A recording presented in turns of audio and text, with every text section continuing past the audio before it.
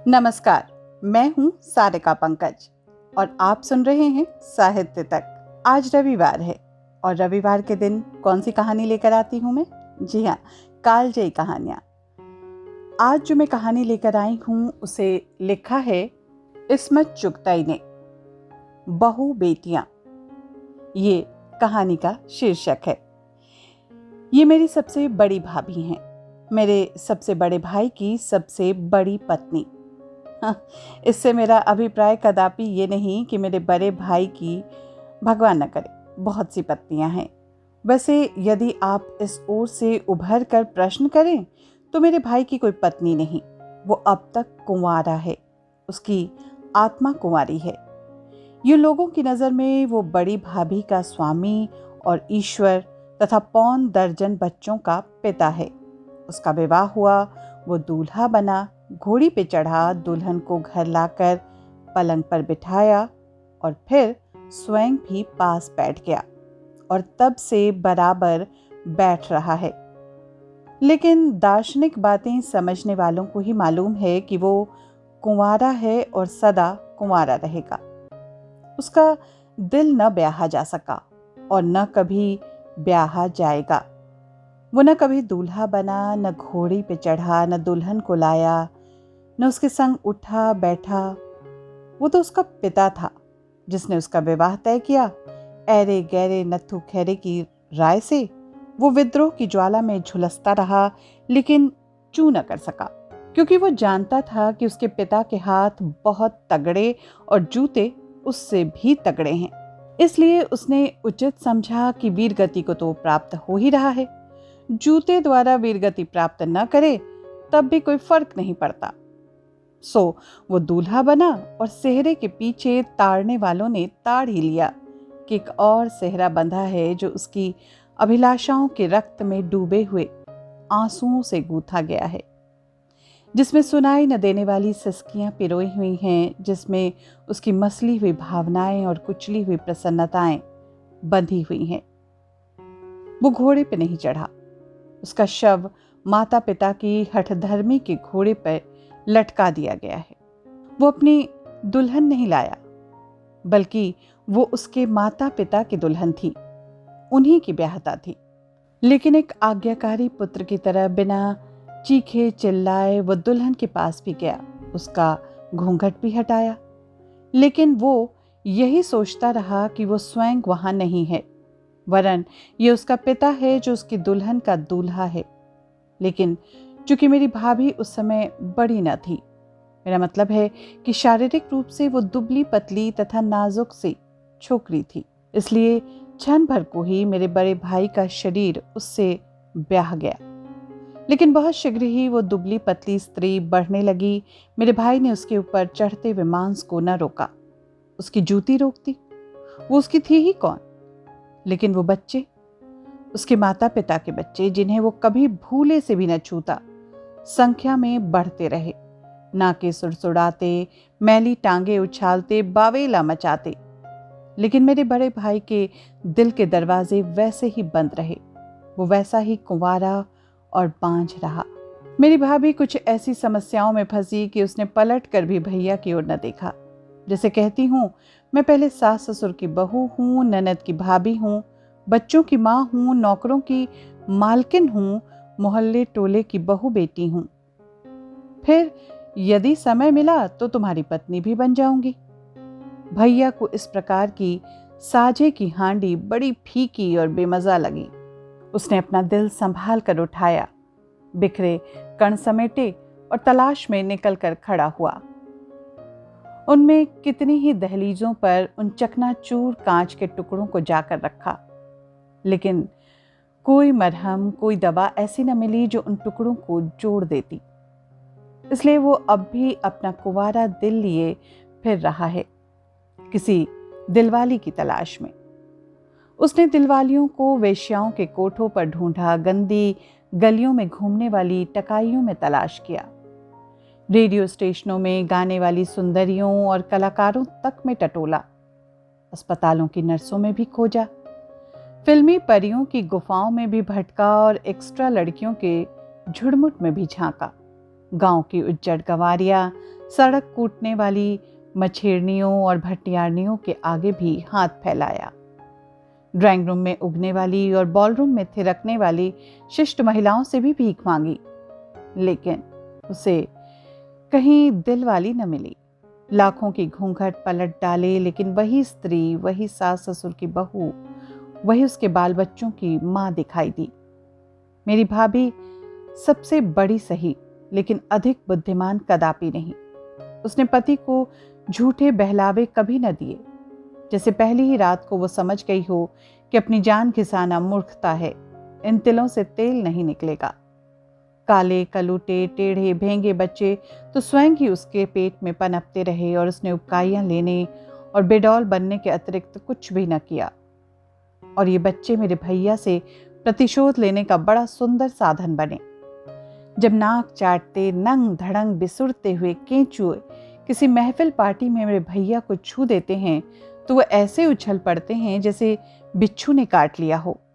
और जब कभी भूले से कोई मूर्ख मेहमान घर में घिर जाता है तो सभ्यता तथा शिष्टता के शत्रु उसकी छाती पर मूंग दलकर उसको डूब मरने की प्रेरणाएं दिया करते हैं। इनके अतिरिक्त घर के मैले बिछौने, मैले फर्श और छछलोटे बर्तन एक स्वच्छता प्रिय आत्मा को स्थायी मरघट में सुलगाने के लिए पर्याप्त न पाकर मेरी भाभी ने समस्त कल्याणकारी विधियों द्वारा मधुर बोलों के सुनहरे नुस्खे में प्रयोग ला आने जाने या स्थायी रूप से रहने वाले संबंधियों का पत्ता भी काट दिया। इसीलिए तो बेचारा दिलवालियों की तलाश में तन मन धन लुटाता फिरता है। कभी कभी उसे कोई प्रेयसी मिल भी जाती है, वो उसे लेकर एक नए बंगले में एक नई आशा के भरोसे पर एक नया संसार बना डालता है। लेकिन इस जीर्ण केंद्र पर घूमने का अभ्यस्त ये संसार शीघ्र ही पुराना हो जाता है। वो प्रेयसी अवसर पाकर उसका फर्नीचर बेचकर, मकान पगड़ी पर उठाकर, यहाँ तक कि उसके कपड़े भी अपने नए प्रेमी के लिए लेकर भाग जाती है और वो फिर वैसा ही लंडोरा और अनाथ रह जाता है। वैसे भी उसे प्रेम रास नहीं आता। संसार भर के लोग क्या कुछ नहीं करते, लेकिन घंटियां किसी के गले में नहीं लटक जाती। वो तो यदि भूले से किसी की ओर मुस्कुरा कर देख भी ले तो वो स्त्री तुरंत गर्भवती हो जाती है और उसकी सेवा में एक नया उपहार भेंट कर देती है, जिसे वो बिल्ली के गू की तरह जगह जगह छुपाता फिरता है। वो अपने वैद्य बच्चों से जरा नहीं शर्माता, लेकिन उनकी दुर्वृत्तियों से उसकी इज्जत पर बट्टा लगने का भय है। वो बड़ा इज्जतदार है ना। वो अपनी इस मुसीबत को संसार की सबसे बड़ी विपत्ति समझता है। जब उसके दिल की दुनिया उजाड़ पड़ी है तो लोगों को भूख, महंगाई और बेकारी जैसी तुच्छ बातों के बारे में कुछ सोचने का क्या अधिकार है? दिल है तो सब कुछ है। आप समझेंगे कि वो कोई यौन रोगी है, स्त्री का भूखा है। जी नहीं, इस अत्याचारी स्त्री के कारण उसे कई बार भयंकर ढंग का अजीर्ण रोग भी हो चुका है। बात वास्तव में यह है कि वह ऐसे वातावरण की उपज है जहां सांसारिक दुखों को परलोक के सुखों की आड़ में छिपाना सिखाया जाता है, जहां प्रत्येक शारीरिक त्रुटि का आरोप भाग्य के सिर और मानसिक पिपासा का ठेका प्रेयसी के जिम्मे। वो भाग्य के पीछे डंडा लेकर पड़ा हुआ है। एक दिन भाग्य उसे कहीं दुबका हुआ मिल जाएगा और वो उसका सिर फोड़ डालेगा। फिर वो होगा और उसकी प्रेयसी। लेकिन उसे इतना भी नहीं मालूम कि उसका भाग्य उसकी पीठ पर बैठा है और उसकी चर्बी चढ़ी आंखों को कभी नजर नहीं आएगा। और इन कड़वे कसैले माँ बाप और जीर्ण व्यवस्था की छाया में पौन दर्जन बच्चे परवान चढ़ रहे हैं। आने वाली पौध उग रही है और जीवन सांचों में ढल रहे हैं। किसी अज्ञात मंजिल तक घिसटने के लिए, संसार में कटुता तथा निर्धनता की पाल पोस करने के लिए ये मेरी दूसरी भाभी है। मेरे भाई की अनमोल दुल्हन, उसके भाग्य का चमकता दमकता सूरज, मार्ग सुझाने वाली मशाल। मेरा भाई बहुत ही भाग्यशाली है। उसने एक निर्धन घर में जन्म लिया। दिए के अधमरे प्रकाश में पढ़ पढ़ कर एक दिन जब प्रकाशमान सितारे की तरह जगमगाने लगा तो उसे एक बड़ी सी मछली आई, उसे पूरा का पूरा निकल गई। ज्यों ही उसने बीए पास किया, नवाब घम्मन की कृपा दृष्टि उस पर पड़ गई। न जाने किधर के रिश्ते नाते जोड़कर प्रोफेसरों के द्वारा कांटा मारा और देखते ही देखते एक छोड़ हजार जान से उस पर आसक्त हो गए। फिर उसे अपनी सबसे चहेती बांदी की सबसे लाडली बेटी बख्श दी। बाबा बहुतेरे फुदके, लेकिन एक ओर तो थी नवाबजादी और इंग्लैंड जाने का खर्चा, दूसरी ओर खूसट बाप और अपाहिज माँ और बिन ब्याही बहनों की पलटन और अधपढ़े भाइयों की सेना। प्रत्यक्ष है कि बाजी बड़े कंठ वाली मछली के हाथ रही और शेष ज्यों के मुंह देखती रह गई। चट मंगनी पट ब्याह, माँ का समधिन बनने का चाव और बहनों के चोंचले दिल के दिल में रह गए और पूत पतंगा बनकर 7 समुंदर पार उड़ गया। माँ ने जी पर पत्थर रख लिया था, मेरी बला से हड्डी नीची है तो क्या, दहेज ही से तो आंसू पुछ जाएंगे। इतने सामान से पलटन के 2-4 सिपाही तो लैस हो ही जाएंगे। दूल्हा की सलामी से ही 2-3 भाइयों की नाव पार उतर जाएगी।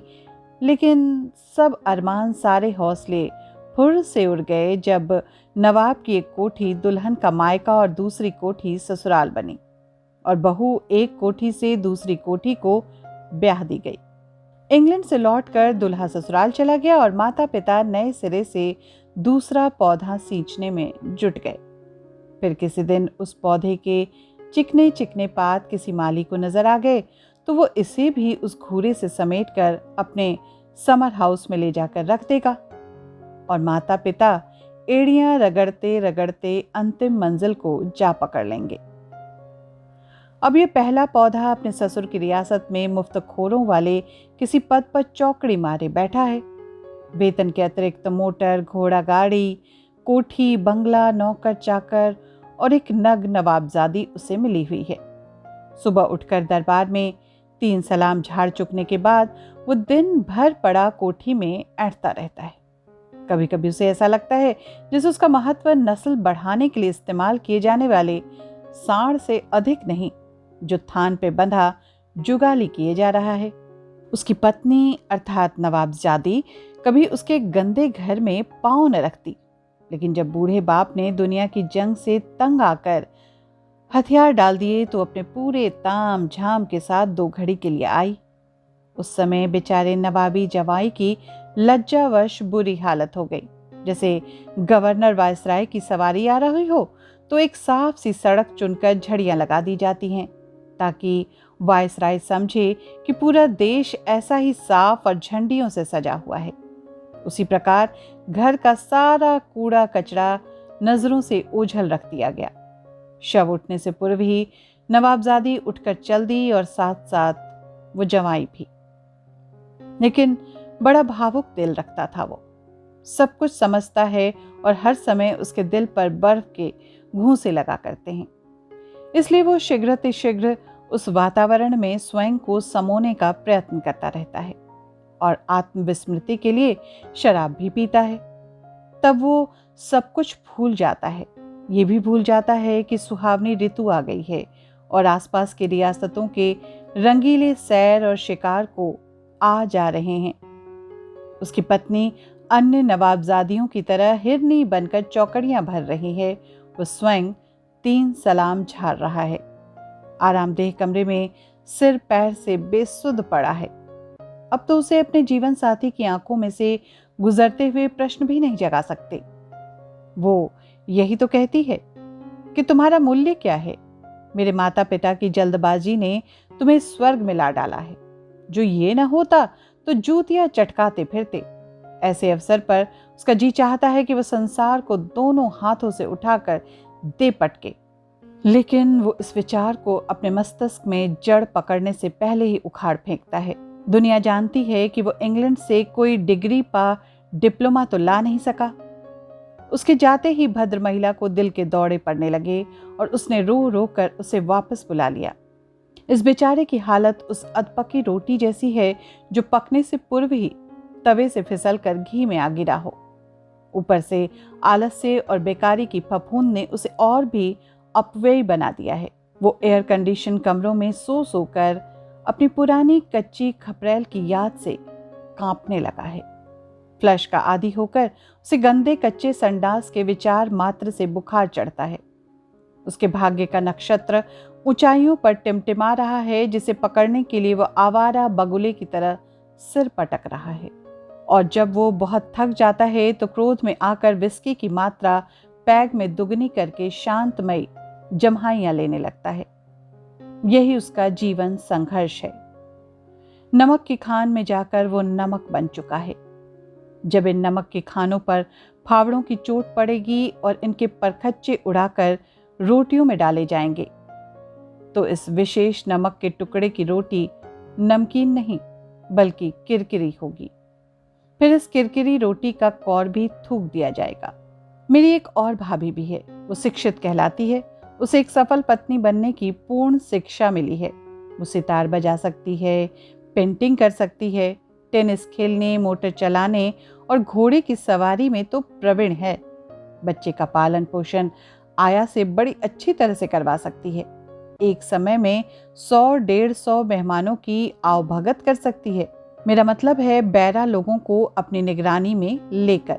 बड़े लाड़ प्यार से कॉन्वेंट में उसकी शिक्षा दीक्षा हुई है और जब 18 वर्ष की हुई तो मनस्वी माता पिता ने उसकी सेवा में योग्य उम्मीदवारों की एक रेजिमेंट को प्रस्तुत करने की आज्ञा दे दी। उनमें ICS भी थे, सुंदर और शिक्षित भी थे, कुरूप और दोधारी गायें भी। अशर्फियों की थैलियों के साथ साथ मुंह का मजा बदलने को कुछ लेखक और कवि भी थे। और फिर उससे कह दिया गया कि बेटी, तेरी आंखें भी है और नाक भी, खूब ठोक बजाकर एक बकरा छांट ले। सो उसने खूब जांच पड़ताल करके अपने ही पल्ले का एक भारी भरकम वर चुन लिया और उस पर मोहित हो गई, जिसकी प्रशंसा उसके माता पिता ने बहुत बड़े दहेज के रूप में की। लोग इस हंस हंसनी के जोड़े को ईर्ष्या की नजरों से देखते हैं और वो भी प्रेम सागर में डूबकर एक दूसरे को अलिंग कहते हैं। दोनों पति पत्नी एक ही साँचे के बने हुए हैं। एक सा उनका स्वभाव तथा पसंद नापसंद है, अर्थात हर बात एक सी है। दोनों एक ही क्लब के मेंबर हैं, दोनों एक ही सोसाइटी के चहेते पात्र, एक ही थैली के चट्टे बट्टे हैं। यही कारण है कि उन्हें एक दूसरे से इतनी घोर घृणा है। वो महीनों एक दूसरे की शक्ल तक नहीं देखते, अवकाश ही नहीं मिलता। पति का एक दूसरे उच्च अधिकारी की पत्नी से विख्यात प्रकार का प्रेम चल रहा है और पत्नी को उनके एक सहयोगी में दिलचस्पी है, जिसकी पत्नी अपने सहेली के पति से अटकी हुई है। ये सहेली एक सार्जेंट के प्रेम जाल में गिरफ्तार है, जिसकी अपनी पत्नी एक बोझल से सेठ के पास रहती है, जिसकी पुरानी चेचक मारी पत्नी मैनेजर से उलझी हुई है, जो एंग्लो इंडियन लड़कियों के चक्कर में पड़ा हुआ है, जो मिलिट्री के तरुण।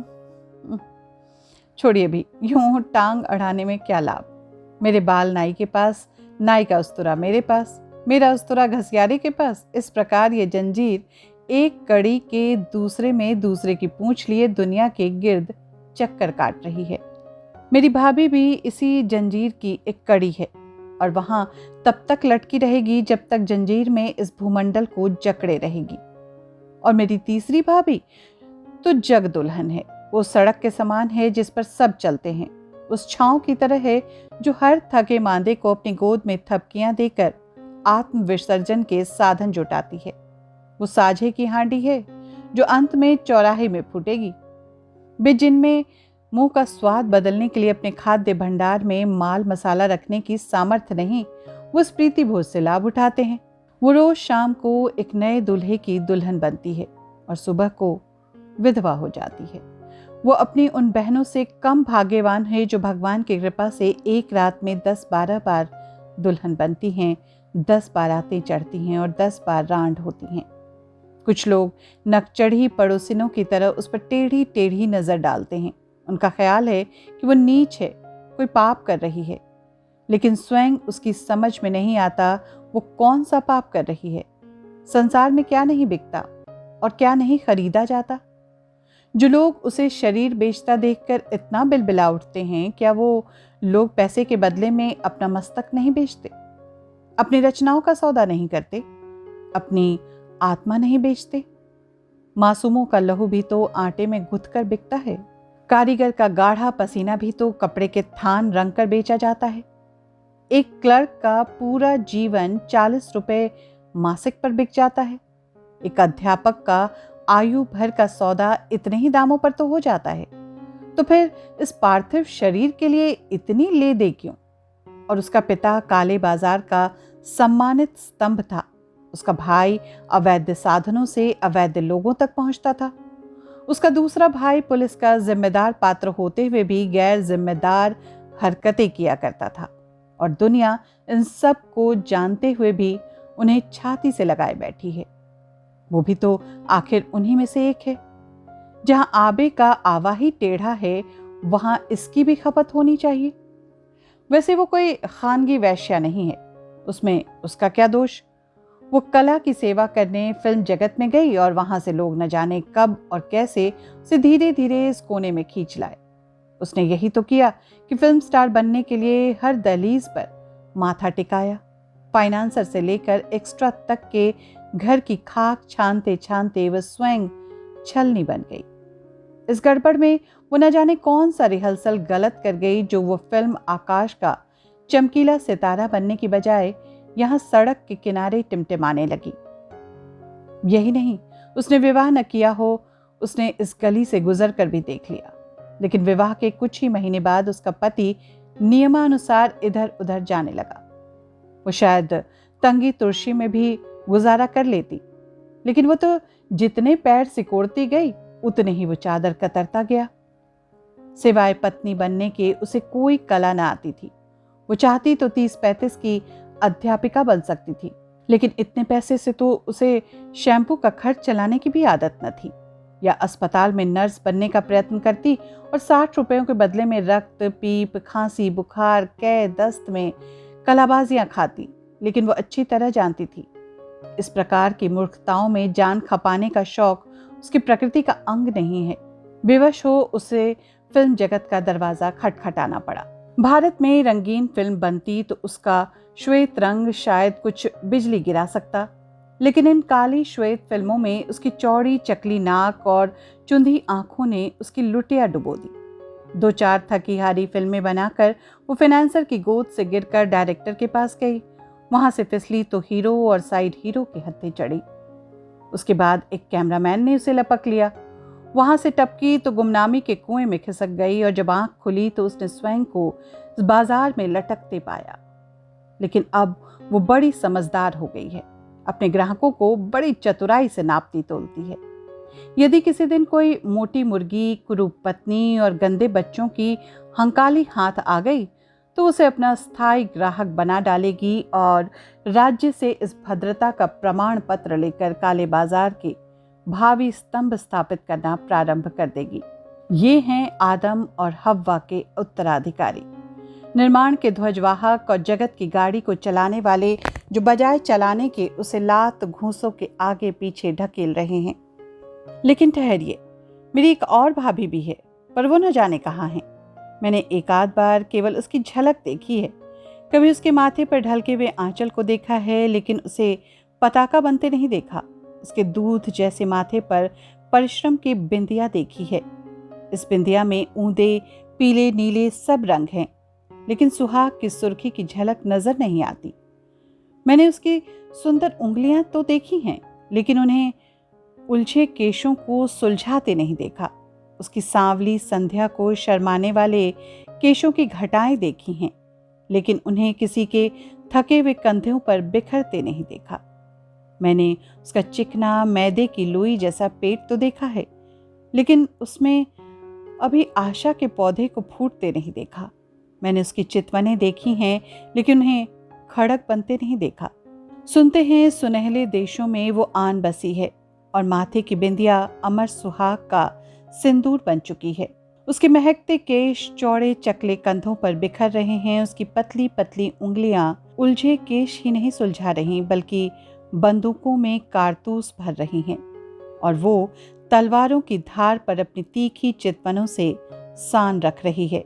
मेरा इरादा है कि एक दिन मैं भी किसी सुनहरी धरती पर जाऊंगी और उन सुहागिनों के माथे का थोड़ा सा सिंदूर मांग लाऊंगी और उसे अपनी मांग में रचा लूंगी, और फिर वो मेरी चहेती भाभी मेरे देश के कोने कोने में आ बसेगी। यदि इन सास नंदों के डर से मेरी भाभी बनकर ना आ सकी तो मैं पूरे विश्वास से कह सकती हूँ कि वो मेरी बहू बनकर तो अवश्य आएगी। उर्दू में कहानी या अफसाना कहने की परंपरा बहुत पुरानी है। उर्दू की सर्वश्रेष्ठ कहानियां किताब में उर्दू की ऐसी 15 चुनिंदा कहानियां हैं जिनकी रचना 20वीं सदी के आसपास हुई, लेकिन जो आज भी हर तरीके से सर्वश्रेष्ठ हैं। जहां एक ओर इसमें मंटो, इसमें चुगताई, राजेंद्र सिंह बेदी, कृष्णचंद्र जैसे जाने पहचाने नाम हैं, तो वहीं दूसरी ओर कुछ ऐसे लेखक हैं जिनसे आज के पाठक शायद ही परिचित हों। इन कहानियों का चयन और अनुवाद प्रकाश पंडित द्वारा किया गया है। हिंदी के पाठकों को उर्दू के समृद्ध साहित्य से वाकिफ कराने का श्रेय प्रकाश पंडित को जाता है। उन्होंने ही सबसे पहले उर्दू शायरों की शायरी का देवनागरी में लिप्यांतरण कर हिंदी पाठकों के सामने प्रस्तुत किया। ये पुस्तक 1958 में पहली बार राजपाल एंड सन्स से प्रकाशित हुई थी। कालजयी कहानियों की कड़ी में इन्हीं कहानियों में से इस्मत चुगताई की कहानी बहू बेटियां अभी आपने मुझसे सुना, यानी सारिका पंकज से सुना। अच्छी कहानियां समय और सरहद से बाधित नहीं होती। अच्छी कहानी केवल अच्छी होती हैं, चाहे किसी भी युग में या किसी भी भाषा में लिखी गई हो। राजपाल एंड सन्स द्वारा प्रकाशित 206 पृष्ठों की इस संकलन का मूल्य 275 रुपये मात्र है। आप भी इसे खरीद कर पढ़ सकते हैं। आज सुनी हुई ये कहानी आपको कैसी लगी, कमेंट में बताइएगा। अगले रविवार को किसी अन्य कालजयी कहानी के साथ आपसे फिर मुलाकात होगी। तब तक करिए इंतजार। नमस्कार।